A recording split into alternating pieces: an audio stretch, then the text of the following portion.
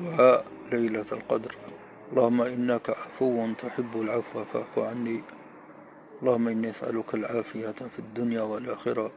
اللهم إني أسألك العفو والعافية في ديني ودنياي وأهلي ومالي.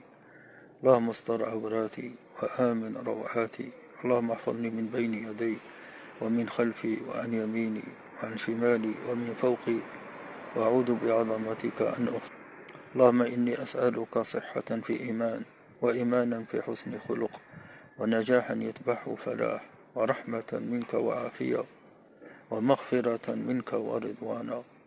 اللهم اهديني فيمن هديت، وعافيني فيمن عافيت، تولني فيمن توليت، وبارك لي فيما أعطيت، وقيني شر ما قضيت، فإنك تقضي ولا يقضى عليك، وإنه لا يذل من واليت ولا يعز من عاديت، تباركت ربنا وتعاليت.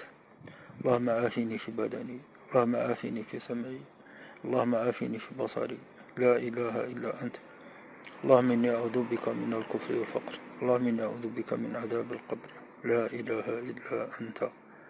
اللهم اغفر لي وارحمني واهديني وعافيني وارزقني. اللهم لا تقتلن بغضبك ولا تهلكن بعذابك، وعافنا قبل ذلك.